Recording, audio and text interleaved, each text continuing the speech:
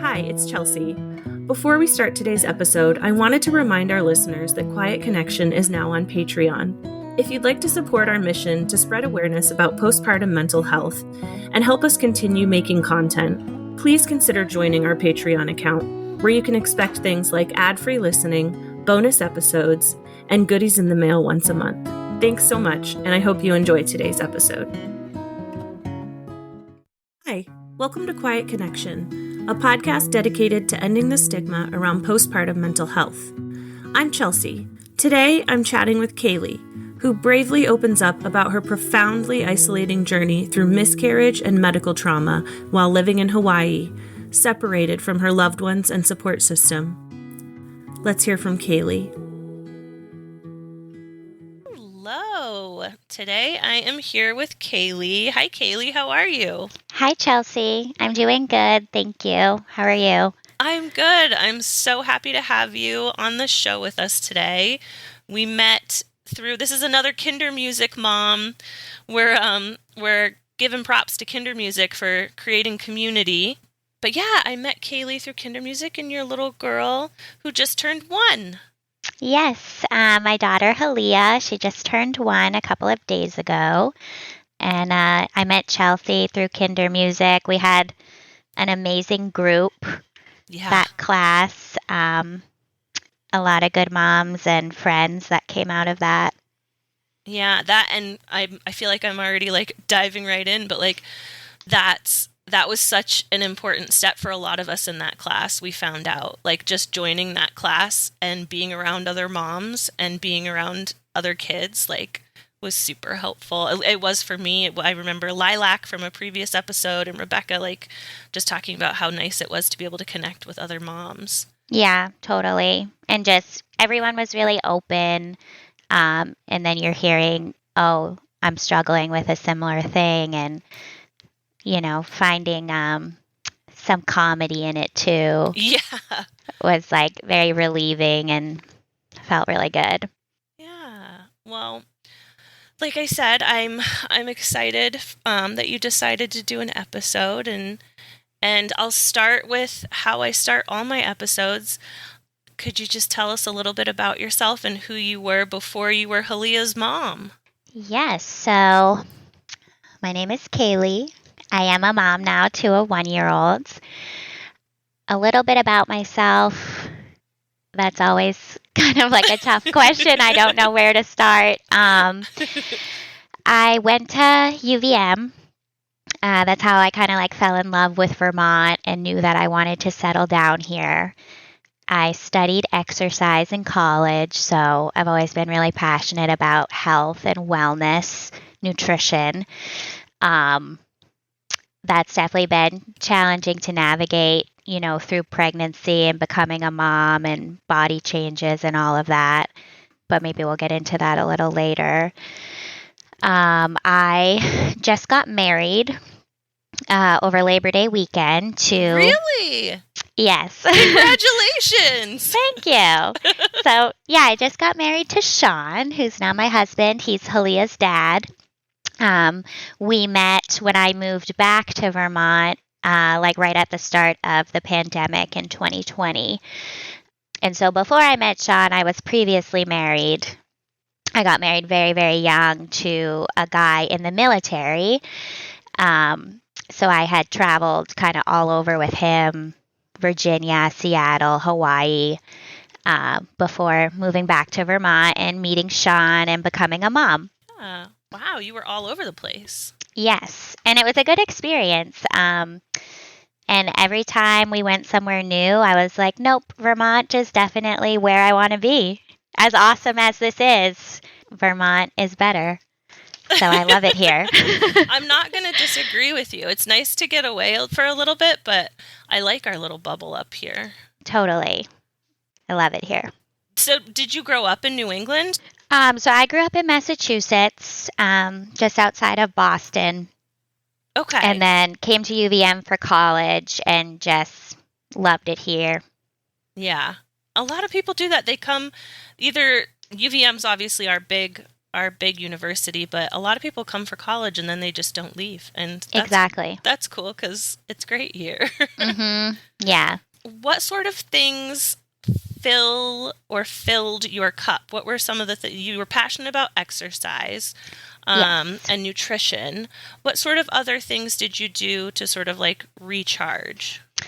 Um, kind of like everything wellness. So exercise is like my number one. Just it makes me feel so good.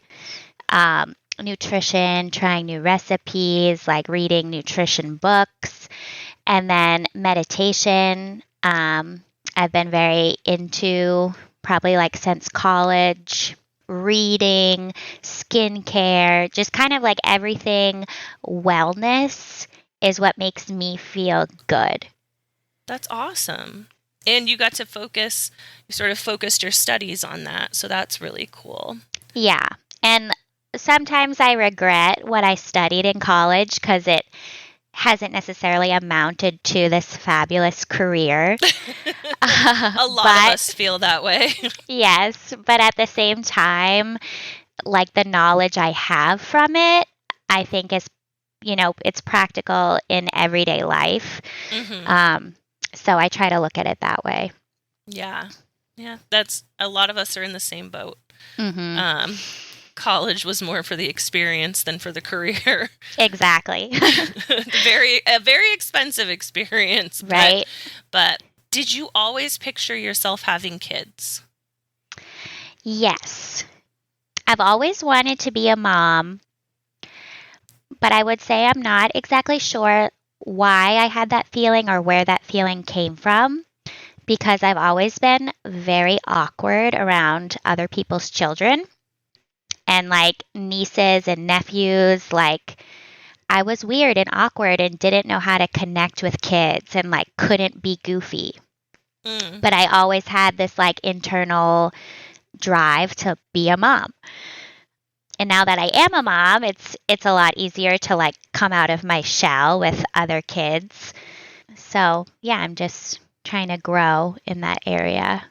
And I'm sure Halia is the sweetest, and I'm sure she makes it a little, if she's approaching the other kiddos, it's a little easier to make those connections too.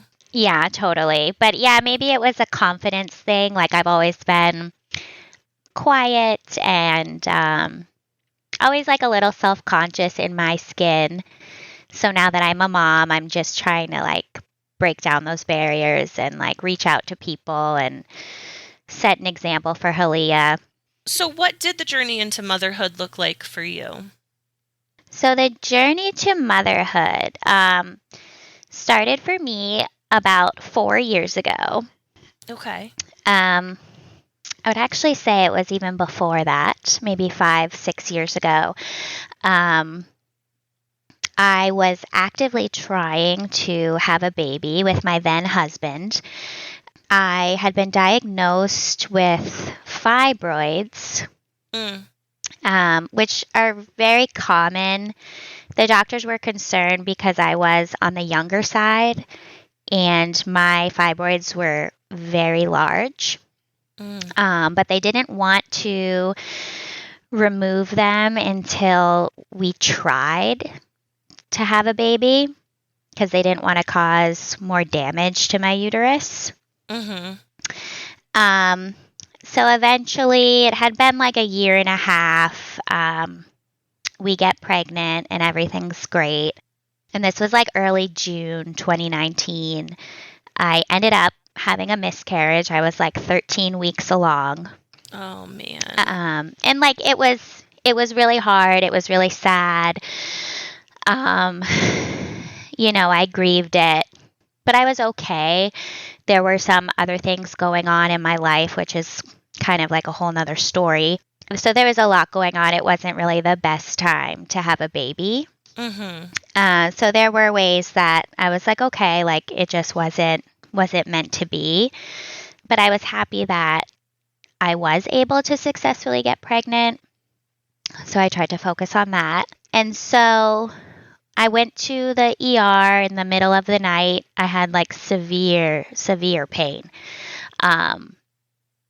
and they diagnosed the miscarriage, and they said, there's no reason to do a D&C. We're just going to let you go home and monitor yourself and just follow up with your primary care in a couple of days. So everything was fine and normal. I went to my primary care. They examined me and just let me go home. And yeah, I don't really know how to describe this other than I basically experienced like a series of these heavy bleeding episodes like over the next 6 weeks. Oh, wow. So it was like 2 weeks later. I remember like very vividly. It was like July 1st. And I was sitting at home, and this is when I lived out in Hawaii, which I don't know if it plays a role, but the healthcare out there is not what it is here. Yeah. So yeah, 2 weeks later, I'm sitting at home and something just feels like weird and like I couldn't even describe it. I didn't even know that I was bleeding, but I'm like, okay, what's going on down there? It just feels hot. Yeah. And I stood up and I'm just like literally like a spigot of blood just pouring out of me. I didn't even know that you could bleed that way. Yeah. And I couldn't even, change my pad fast enough. There's blood all over the floor. I'm panicking, but I didn't know what to do. And I called my husband at the time, Matt, and he was on his way home from work. And I just laid down and he got home and the bleeding had seemed to subside. And he just helped me get cleaned up. We cleaned up the floor and I felt really freaked out, but I didn't do anything about it. I'm like, okay, it's done. Right. Because I was still bleeding from the miscarriage at the time. So yeah, that was like the first of many episodes. Probably like about a week later, the same thing happened again. And I did go to the ER. Okay. By the time I'm at the ER, the bleeding has slowed down. I am still passing like massive clots. Yeah. But the doctors didn't seem concerned about that for some reason. Wow. Yeah. Surprising. I remember telling them, like, I didn't even know that they were blood clots because they were just these like perfectly circular balls coming out of me. And I kept telling the doctor, like, there's balls coming out of me. And they were like, it's fine. It's fine. Your bleeding has slowed. Wow. Yeah. So the ER doctor put me on birth control and told me to take it. Yes. Told me to take it for 7 days and that hopefully it would regulate my hormones. Oh my God. What? Yep. I mean, I'm not a doctor, but like, what? Right. And he didn't really like explain it. I'm just like, okay, I go to the pharmacy, pick up the birth control. It's like midnight. Take it for 7 days. Okay. Yeah. And this will eventually lead to my mental health struggles. I know it's very physical right now, but oh, they're tied. They're totally tied together. Yes. Yeah. So then about 2 days later, I mean, this is all a blur, rough timeline. Another bleeding episode. I go to the ER and they put me on TXA, which stands for some type of acid, which is like a blood clotting medicine. Okay. I'm like, okay, I'll take this. They thought that it would just help control the bleeding. They still thought that I was just having like a normal miscarriage. That's so surprising to me because this is like weeks later, isn't it? Or yes, weeks later. And so every time I would go to the ER, they would test my blood count. And I was like hovering like right at 7. I don't know the proper units, but I know that like a normal person's hemoglobin is like 12 or 13. Mm-hmm. And once you dip below 7, you're kind of in the range of needing a transfusion. Yep. So they kept telling me, if this happens again, you do need to come back to the ER. because we need to monitor your blood count. So they put me on the TXA. That seemed to work for like a week. But then as soon as I stopped that medication and the prescription ran out, I had another episode. And so along with this episode, I had like severe abdominal pain, a fever that wasn't responding to Tylenol. I had the worst chills I've ever experienced in my life. Oh my gosh. I remember being at home. It was like 2 a.m. I'm in the shower with the heat turned all the way up, just like shaking. So I went to the ER. They did a bunch of tests. My blood count was still like hovering right around 7. And they also noticed that I had a high white blood cell count. So then, even with all the other symptoms, the ER doctor gave me antibiotics for a UTI. What? Yes. Oh my God, for a UTI? For a UTI. I said, I'm not having any UTI symptoms. She said, well, your white blood cell count is high, and I don't see any other reason for that. Oh my gosh. Yep. And she continued to tell me, if you bleed like this again, you need to come back. So I remember going to the pharmacy the next day to get my antibiotics, just like feverish and like sweating and shaking. And it was not right. I mean, like again, maybe I'll get some slack for this, but like, I'm not a doctor, but my mind goes to like, not UTI, but like a uterine infection or something. Yes, thank you. Yeah, right? So I don't know, Hawaii, like the healthcare system, it's not what it is here. And also, I'm not trying to talk badly, but military healthcare system is also not up to par, in my opinion. Okay. So I don't know if that affected what these doctors were saying, trying to just kind of brush me off and send me back home. So then I had another bleeding episode. Oh my God.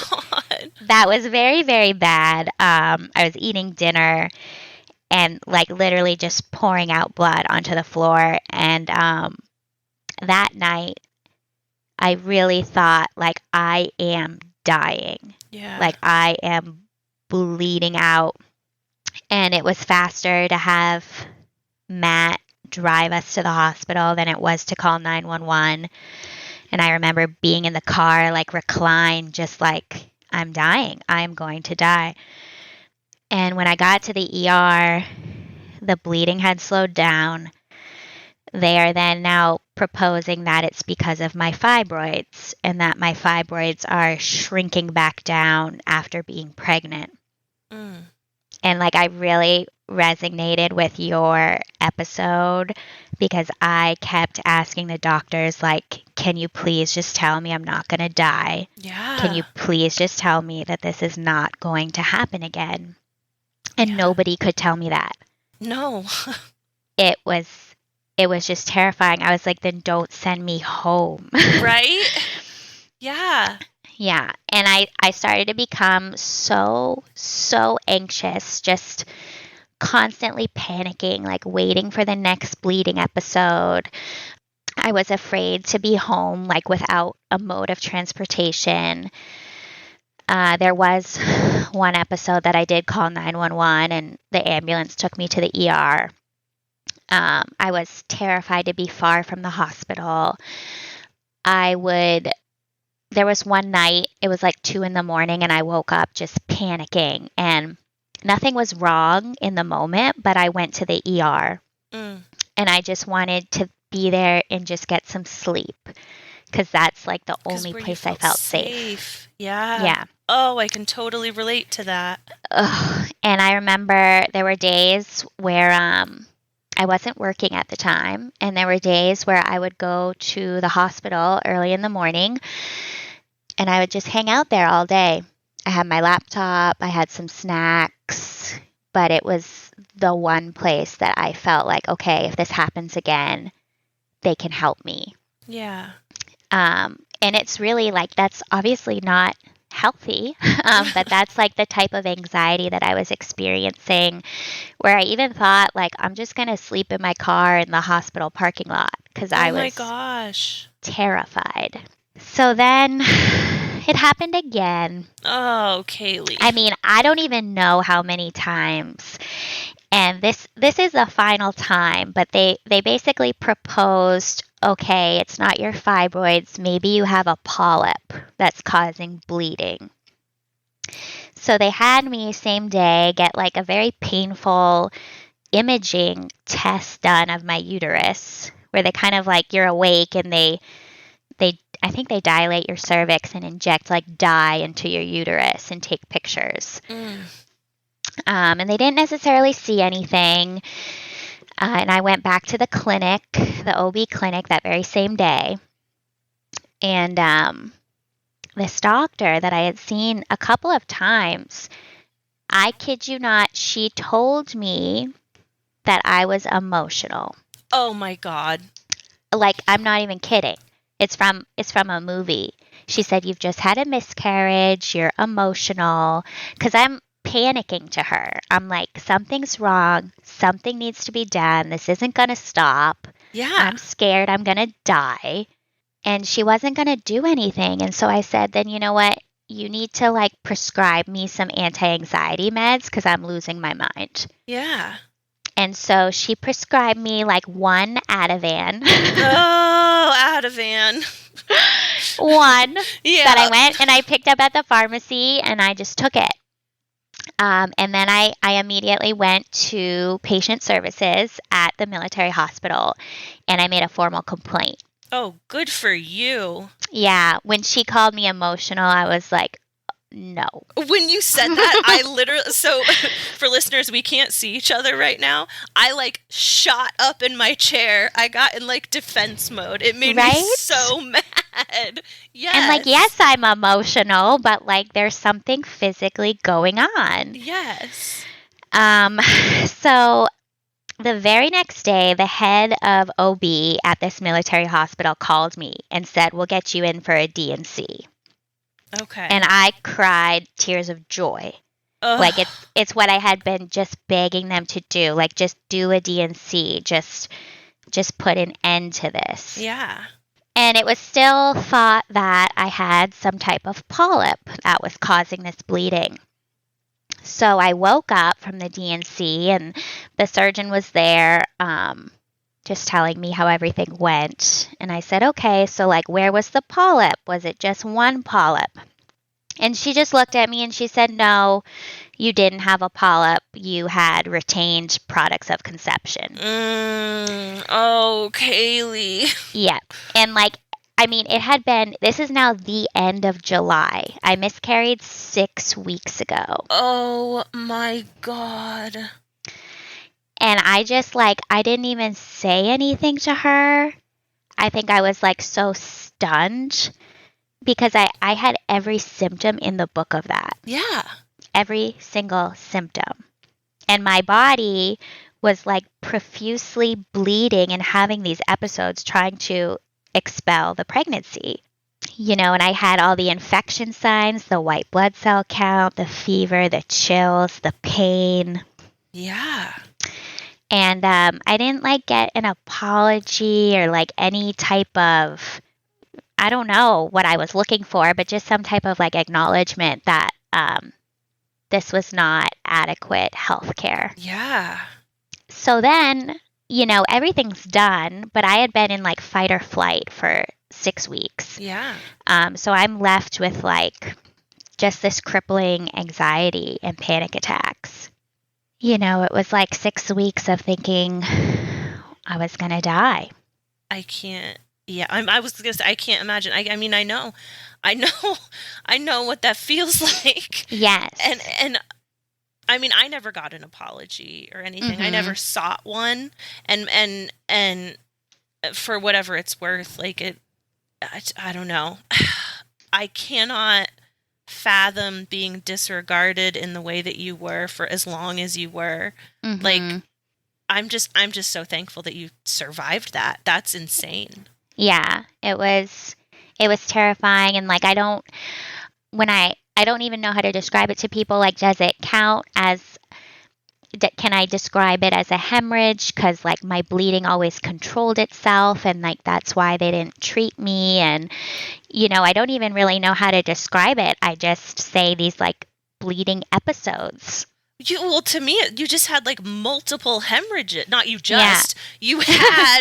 You had multiple hemorrhages for a long stretch of time. Yeah. That's so hard on your body too. Totally. And yeah, when it was all over, I remember like being at home recovering from the D&C, and I was still nervous, like the bleeding's gonna come back, this isn't gonna fix it. But just sitting there and like knowing it's all over, kind of, it's like my brain didn't know what to do. Yeah. Like I was in this like residual like panic mode. And so I found a therapist. Like I knew I needed help. And how was that? Was it easy for you to find a therapist? You were still in Hawaii at this time? Yes. Yeah. So the military was pretty good with, they'd help you set up with a mental health counselor. They'd contact them for you and set up your first appointment. But I found a therapist, and I think I found the therapist because, I was just having this constant panic, this constant anxiety, and like physical symptoms. Like my heart is racing. Like I feel like the world's about to end. Yeah. And then I started having like very intrusive thoughts, I guess you could say. So we lived in Hawaii, and like the main highway to get to where we lived was essentially like the side of a cliff. Oh my. And I don't know if I was like depressed or just so severely anxious. I was absolutely terrified that I was going to drive off the cliff. And I wasn't suicidal, but I was afraid that I would do it. Yeah. And like, I don't know what that is classified as. Well, yeah, that's definitely an intrusive thought. Yeah. I would compare it to like when, again, this is not about me at all, but like when Avery was teeny tiny, I would have thoughts like, don't burn the baby on the stove. Yes. Or like, don't let the baby drown in the tub. Totally.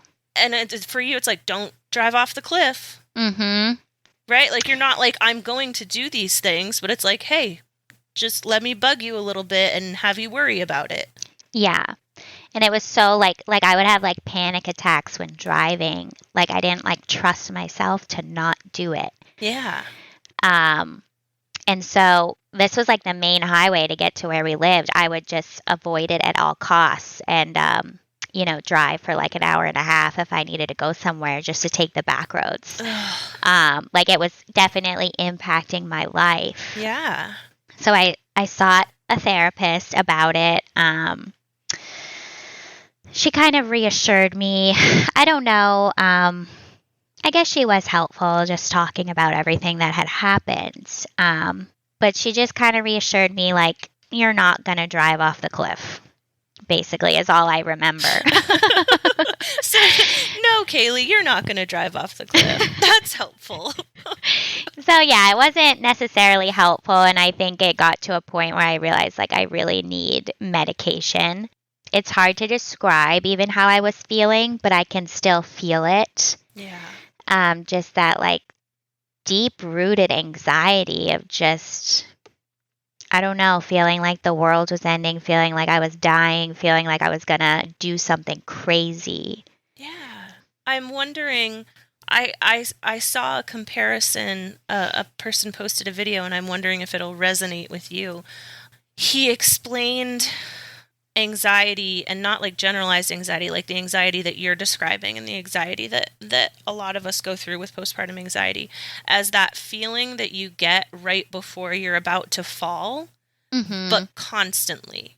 Like, so that total and utter fear and dread, like I'm going to fall and it's going to hurt and I'm going to be severely injured, that split second, but it's constant. Yeah, totally. Yeah. Makes a lot of sense. Is that kind of like similar? Yeah. Yeah. Definitely. How was your then husband at the time in terms of support?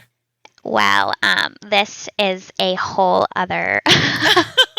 You don't have to go into it if you don't want to. No, I'm definitely happy to provide some background because it is a whole other story in itself. Okay. We are now divorced. And so basically, he struggled with some trauma in the military, which led to pretty severe depression. And he also became a very non-functioning alcoholic. Okay. So right before I got pregnant, he had done his first stint in rehab. Mm-hmm. And he was not better by any means, but he was hiding that. Okay.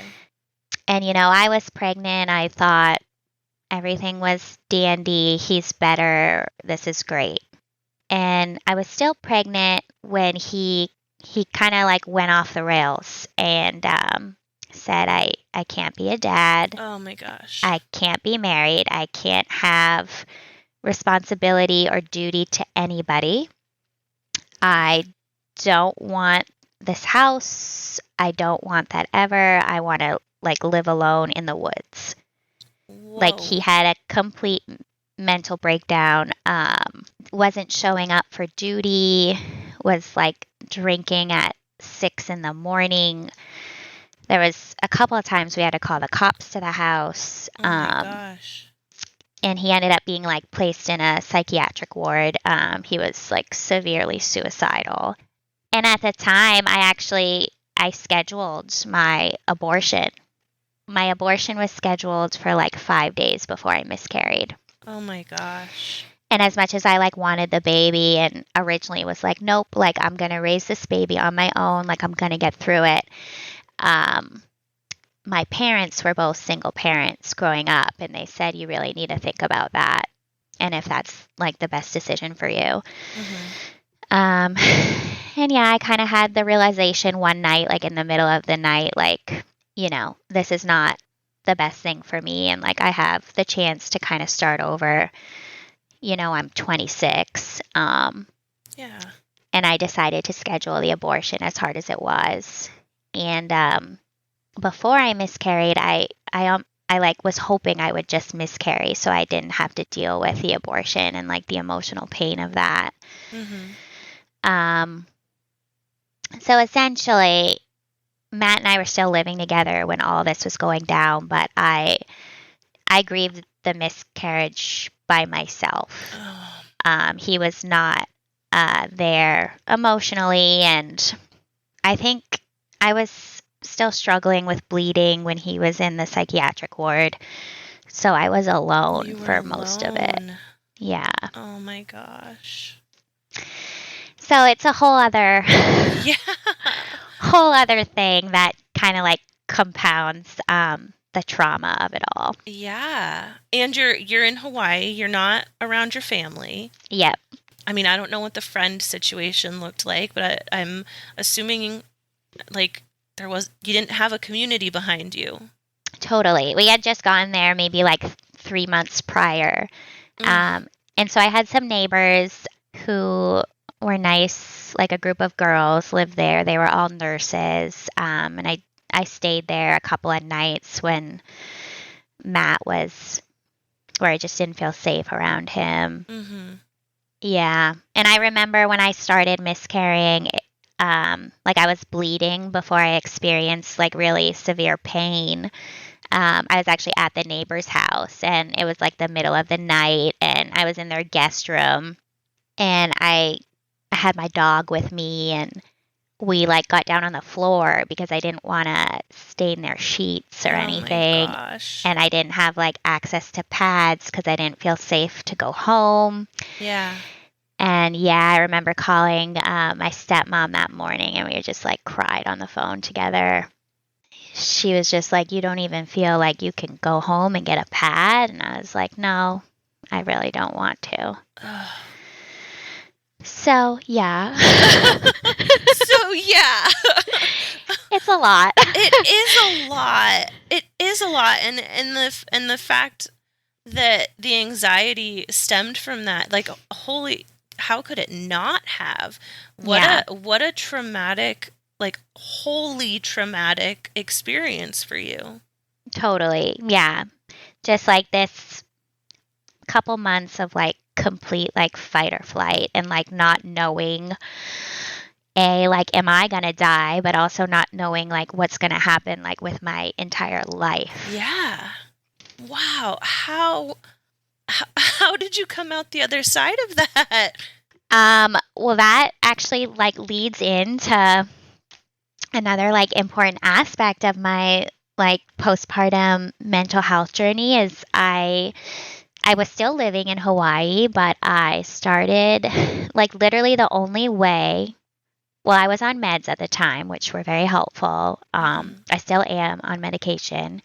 The only way that I could like deal with the emotional pain of like my marriage ending and losing a pregnancy, and also this anxiety, was diet and exercise became like the way that I felt control, and the way that I could kind of like push away processing everything that had happened. Okay. Like I lived in like a little bubble in Hawaii. I lived alone, and I worked out for like 5 hours a day, and I like lived by like this checklist until from the time I woke up till the time I went to bed. And I didn't really process fully like emotions or grief. I just worked out. Yeah. And like controlled my diet like by the gram. I was like 100 pounds. I was tiny. Oh my goodness. By the time I moved home, my parents were like, "Whoa, you're like too thin." Which couldn't have been easy to hear, because you're like, I'm doing what I can to calm my anxiety, you guys. Yeah, but I think like at the time, like I didn't realize that that was my coping mechanism. I only realized it, I think, after becoming a mom and like going through a full pregnancy where I had to eat like a normal person. And, you know, when I was pregnant, it's very uncomfortable. You can't work out for 5 hours a day. Yeah. I remember trying to push myself through workouts absolutely in tears from like the sciatic pain. But I didn't want to stop because I wanted that aspect of control. And then like becoming a mom, life is chaotic and unpredictable. You can't live in a bubble. You can't adhere to this perfect schedule every day. No. You and can try. Yes, but no, it doesn't work. I think that I tried and tried and tried and failed and failed and failed, and it would lead to more like anxiety and like depression and feeling unfulfilled, because I couldn't get back to my bubble life. And so like your episode, I really like connected when you said that like you're different and your life is different, and you know you have to accept that. Yeah, and I'm still working on that, Kailey. Yes, I hate to say it, but I'm still working on that. Me too. I definitely have not accepted it yet. And like not having this way to like control my feelings through exercise and diet and like the perfect schedule, not having that anymore as a mom I think my anxiety has really ramped up because I feel kind of lost. Yeah. Without those things. And, you know, Sean, my husband now, he'll say, well, just take 20 minutes and like do some yoga or do this or do that, like fit it in when you can.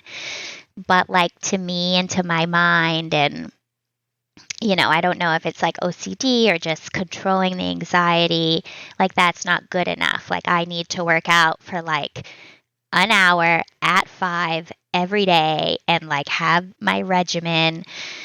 And so not being able to do that right now has been really challenging for my mental health. Yeah.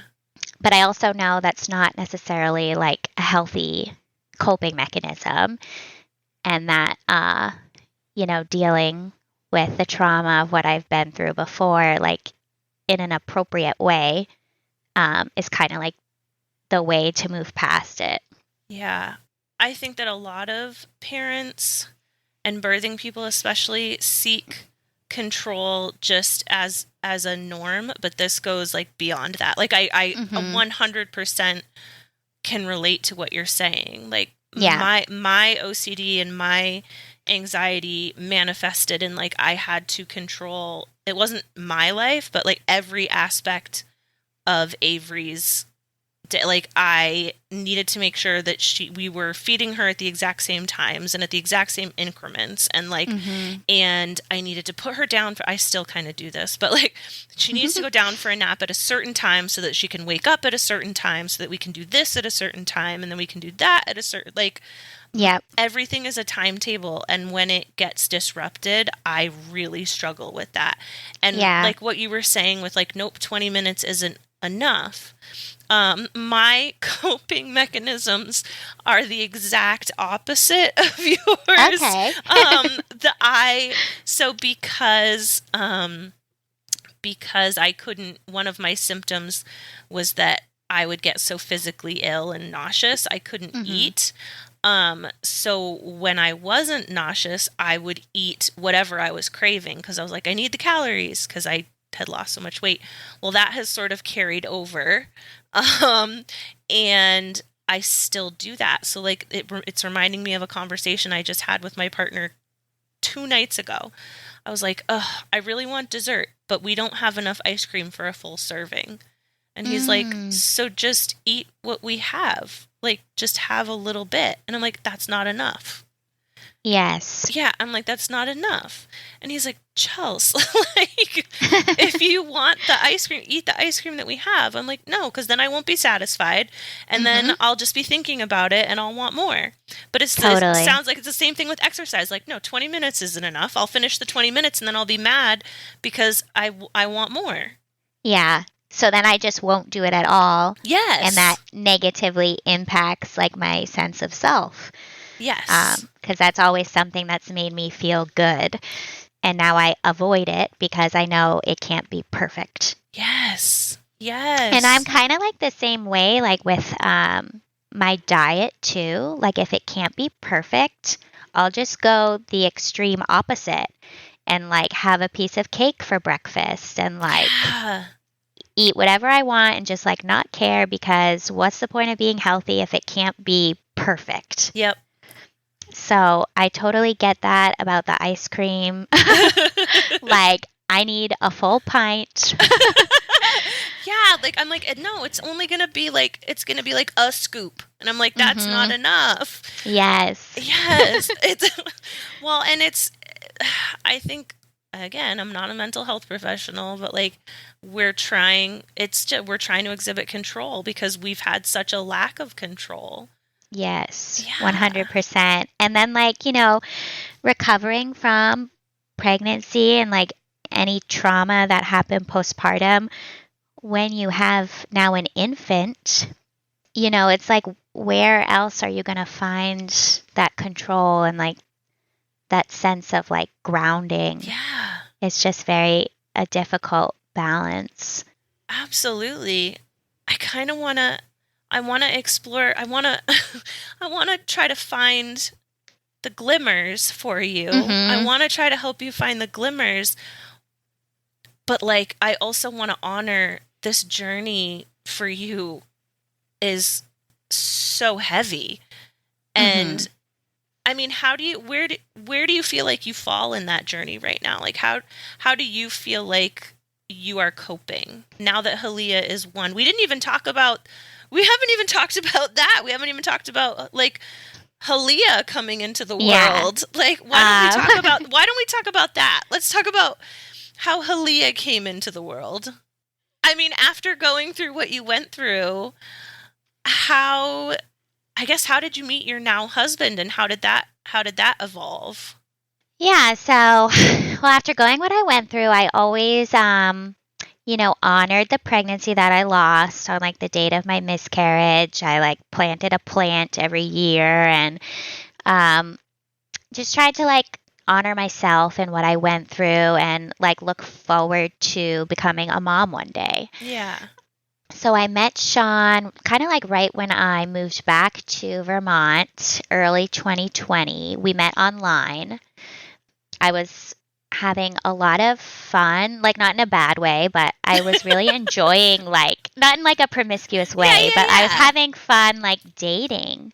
Like it felt good to like get dressed up and just kind of like go forth without the Hawaii trauma. Yeah. So it was like fun for me. And I met Sean and we clicked right away and we moved in together, I don't know, like the next year. Mm-hmm. Halia was not a planned pregnancy, but, it was kind of like always the plan to like get married one day and have kids one day. And yeah. So she happened upon us and we were happy about it and excited. And I think we balance each other really well in terms of like parenthood. Mm-hmm.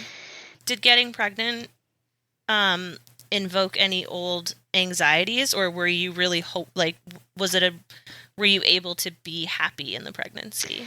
Yeah, so I think I assumed I was going to miscarry early on. I told Sean, like, don't get your hopes up. Like, my uterus is wonky with the fibroids. And then by that time, I had actually had some of the larger fibroids removed. Okay. So, like, I had scarring on my uterus. I never thought that I would get pregnant by accident. I never thought it was going to be easy.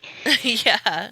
And then actually at 14 weeks, finally, when I was starting to feel comfortable in the pregnancy, like, oh, good, we're like past the first part. I actually did have some spotting.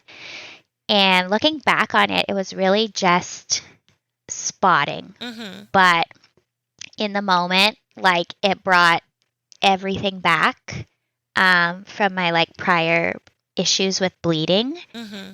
And like I panicked. I thought I was going to die. I called Sean. He drove us to the ER and everything ended up being fine. Yeah. But I had that panic come back. Not even like panic, I'm going to lose the pregnancy, but like panic, like I am dying. The bleeding is never going to stop. And it makes perfect sense. Yeah. Yeah. So there was definitely anxiety in that regard. I was really scared after birth that my bleeding was going to become out of control. I remember being in the hospital, like every time a nurse came in, I would say, can you please just check my bleeding? Like, is that fine? Is that too much? Yeah. So I was definitely anxious, I guess less so during pregnancy once I got further along, and more so like after birth. Okay. I also delivered by C-section because I had prior surgery on my uterus. They didn't think my uterus was strong enough to withstand contractions. Okay. So they did a C-section at 37 weeks. And yeah, I trusted my doctor. I liked him a lot. We saw him like all through my pregnancy. But I would constantly like bring him research articles on like bleeding and C-section and this and that. And I would constantly ask him like, how do you know you're going to get all of the stuff out? Like, how do you know I'm not going to bleed profusely? And, he reassured me every time and yeah. it ended up being fine. But, Yeah, I'm probably one of his most interesting patients. It's good though. It's good. I mean, it sounds like he honored those worries Totally. and tried to help reassure you rather than saying, "Well, you're emotional." Yes. No, he was a fantastic, fantastic doctor. He dealt with my anxiety so well. And I remember like we had a planned C-section and I was like, well, like, what if it's not you on that day? Like, what if something happens and you can't come to work that day? And do the other doctors know how to fully clean out my uterus? Yeah. He's like, yep, they do. You don't need to worry. So Halia was not planned, but was a very happy surprise. Totally. And the C-section went well. Yes, the C-section went well. The C-section was terrifying. I'm with you 100% on that. Yep. I was terrified. Oh my gosh. I do think that I was asking for anti-anxiety meds before we went to the OR because I just know myself. Mm-hmm. And they were kind of like, no, like that's not best for baby. I was like, okay. And then we got to the OR and I think I was freaking out enough that they did give me something to calm down a little bit. Yeah. I just remember like staring at the clock on the wall, just like counting down, like when are they going to be done? Ugh. The worst part was like, so she was born pretty quickly. That was exciting. And they brought her over to me. She was healthy. And then they took her away to, do some shots and the eye stuff they put in. Yeah. While they closed me up. And that was like the worst part, like laying there while they closed me up, like kind of like by myself. Yes. And it takes forever. Yes. I was like, oh my God. I was just staring at the clock. I was like, breathe, just breathe. Yeah. And like the anesthesiologist who's like by your head, like she wasn't very warm. Oh man. Like I remember like grabbing her hand, like trying to be like, I'm scared, lady, like help me out here. Yeah. And she just like looked at me like I was a weirdo. Oh my God, no. Yeah, and my sister's in the medical field, and I told my sister about that. She's like, yeah, anesthesiologists, like they're kind of known for being pretty cold. I'm like, oh. Oh, I feel mine was so nice. Like I feel that's so bad. good. Mine was so nice. She was like asking me questions the whole time and like, how did you decorate the baby's room and blah blah blah. And I'm like, I don't know. Are they done? Yeah. Like, well, that's awesome. That's what I expected. Like, distract me. Yeah. She gave me some oxygen. She was like, you're fine. Like, it might just feel good to breathe in the air. I was like, okay. But yeah. Oh my God. I definitely had like a hormonal shift where like I think it exhibited not necessarily in baby blues, but in anxiety. Mm-hmm. Like in the hospital, I thought I was going to want to stay in the hospital for as long as I could, and I was going to feel safe and they would help me. And for some reason, I felt super anxious in the hospital, like especially at night when like Sean was asleep. Like I didn't feel safe there. I was constantly thinking about like a shooter coming into the hospital. Like I was just scared. Like I wanted to like lock the door. And I think that was just the hormonal shift. I don't really know. I mean, they I hate saying they say. I don't even know who they are. But when you read about it, that is the biggest hormonal shift a human will ever experience is giving birth and the postpartum period. Yeah. So yeah, that's I felt the same way though. I mean, and I don't know why still, but I didn't want to be there. Yeah, and I did not expect feeling that way because I thought I would feel really safe and like, I don't know. But yeah, I just felt scared like at night, especially like, I don't know. Felt like I was in like a horror movie about to happen or something for no particular reason. And then when we got home, it felt really good to be home.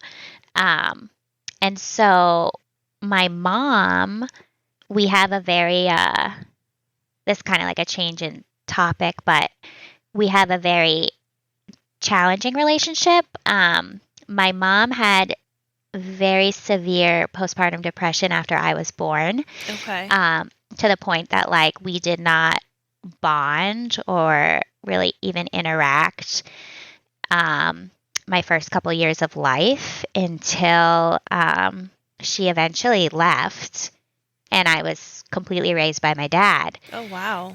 And I don't know really the full details, but my dad to this day said that, like I was a planned pregnancy. I was baby number 2.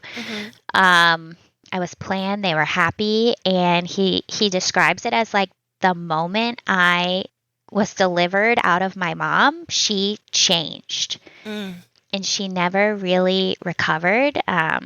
She still struggles with mental health. She's on disability. She can't work. I don't blame her for it, but we have a very strained relationship. Yeah. And I was absolutely terrified that the same thing would happen to me. Yeah. So I was so scared to be home alone with Halia. Like I had those like intrusive thoughts like, what if I hurt her? What if I drowned her? What if I threw her down the stairs? Yeah. And it's not acts that you want to do, but they're definitely like intrusive thoughts. Yeah. And like I've been a great mom to Halia. Like I love her. I would never hurt her. I'm so happy for like the bonds that we have. But it was very terrifying. Like, what if I just get super depressed? What if I just decide I don't want it anymore? What if I abandon her? So that was like a huge fear. Even like throughout my pregnancy, like I don't want what happened to mom to happen to me. Yeah. Yeah. And I think that speaks to the way that mental health in general was even perceived when your mom was younger.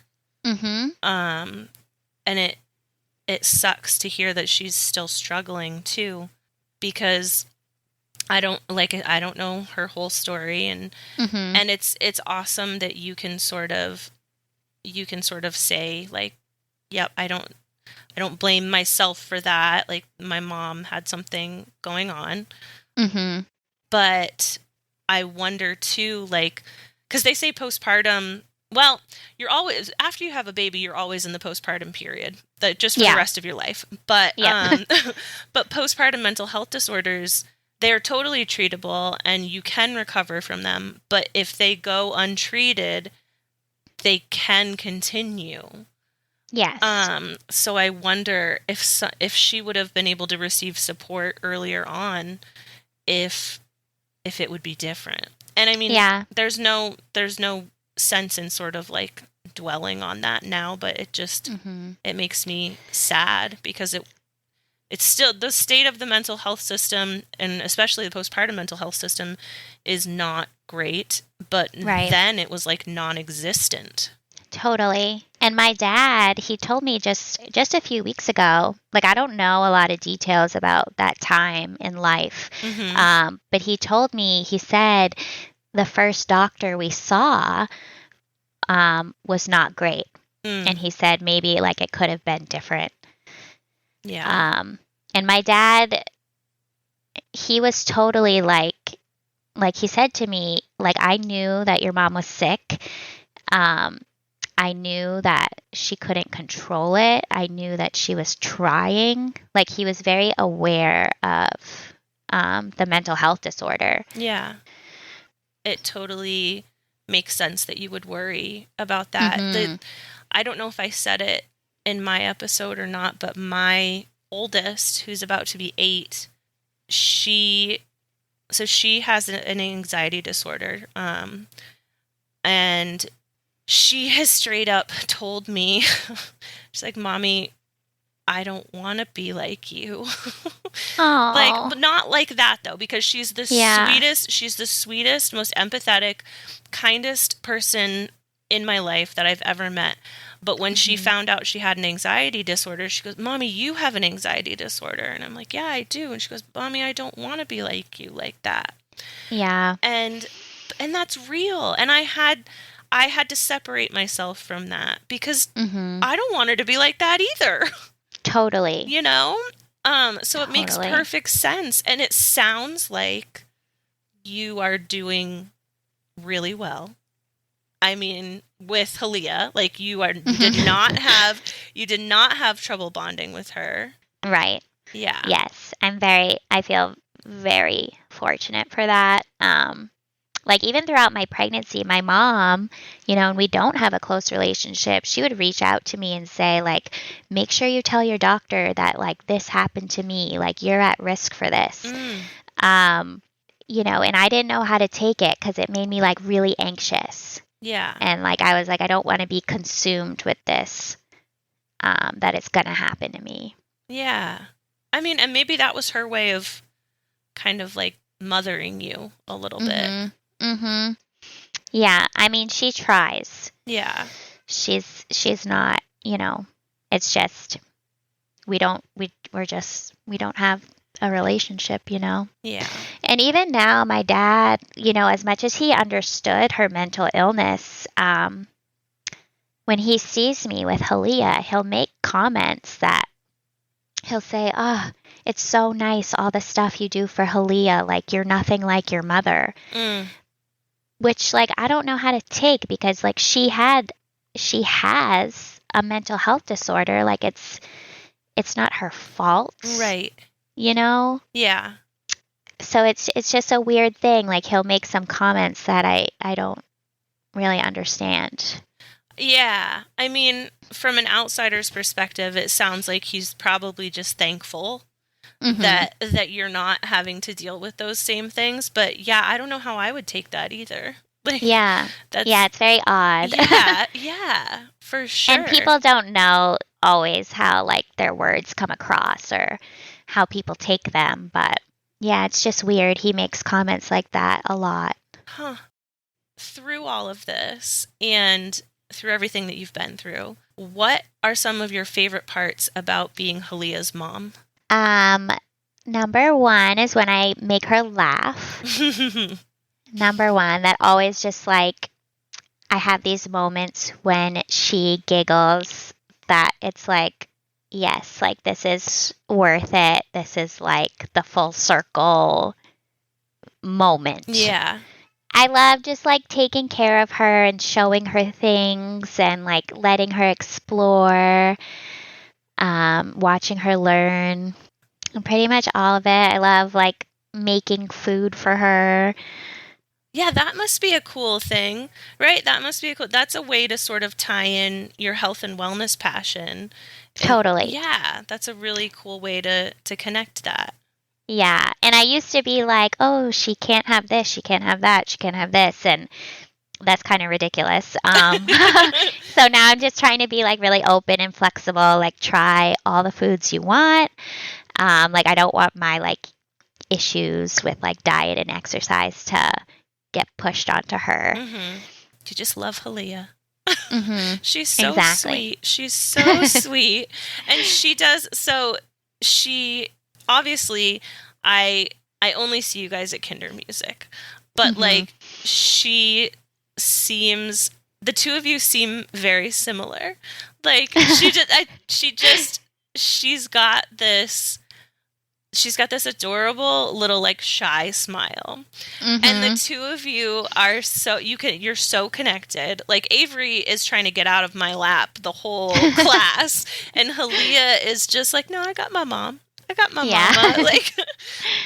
so I don't know. She's such a sweetheart, and it's so good to know that despite everything that you went through, you are able to have this life with your now husband and Halia that isn't perfect, because nothing is perfect, but that you are able to sort of find joy.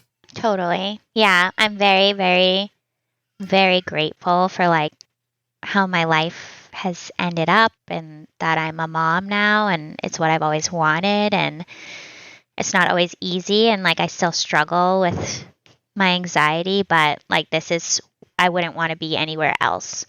Yeah. I feel the exact same way. Mm-hmm. Yeah. And it doesn't make everything that you went through okay, and it doesn't make it, I've said it before and I'll continue to say it, like I'm not a fan of the term silver linings. Mm-hmm. I don't necessarily subscribe to the belief that we go through things because we're supposed to, and then we get the happy ending. Like, I don't, Right. but to have gone through what you went through, and what so many birthing people go through, and the most important thing to remember is that it everything is temporary. It's not forever. Mm-hmm. And that you will find joy again. Totally. 100%. Yeah. And I mean, in the throes of it, I never thought, it feels hopeless. Yeah. But, if you just hang in, everything does change and everything can get better. Yeah. And you're right. It's hard. Time is the hardest thing. And that's what they all tell you. They'll just it'll take time. It'll take time. Mm-hmm. So I feel honestly like we could go on and on and on and on. Mm-hmm. But to respect your time, I'll ask the question that I ask all of my guests. If you could go back in time and you can't tell yourself what you're going to experience, you can't tell yourself what the outcome's going to be, but you can arm yourself with something to sort of get you through, what do you think you would either say to yourself or instill in yourself that maybe would have helped in those moments? That's a tough question. It is a hard question. It is.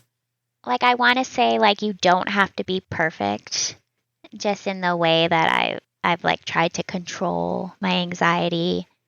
Yeah. Yeah. Maybe like you don't have to be perfect, and like you can still be a good mom and a good partner, and you can still be healthy and take care of your body without being perfect. Yeah. Do you feel like you're getting to a place where that's ringing more true for you? Or it's a work in progress? It's a work in progress for sure. Yeah. I'm trying. I'm aware of it. That's good. That's Yeah. a good first step. That's a Yeah. good first step. But Yeah. no, I relate. I can relate for sure. I sincerely appreciate you sharing your story. I did not anticipate being able to connect with as much of it as I did. Mm-hmm. So it's definitely touched me very deeply. And I just, like, I'm thankful that you're here. I'm thankful that we met. And I don't know if you're doing Kinder Music next month, but we will be. I am. Okay, cool. Yes, I'll be there. Yay! So we will see you at Kinder Music, but just thank you so much, and you're not alone. Thank you. Thanks for having me. I want to thank Kailey again for bravely sharing her story. Her ability to be vulnerable and honest throughout our session touched me in ways I did not anticipate. If you'd like to follow along with us on Quiet Connection, you can find us on Facebook, Instagram, TikTok, and Threads at Quiet Connection or at Quiet Connection Podcast. You can support our community by writing a review on your favorite podcast platform and sharing our episodes on social media. You could also consider becoming a Patreon member and gain access to things like bonus episodes, ad-free listening, and goodies in the mail once a month. And if you'd like to share your personal journey, you can reach us through our website, quietconnectionpodcast.com, or by email at quietconnectionppmh@gmail.com. Join us next time when another story is told and you realize you are not alone. I see you.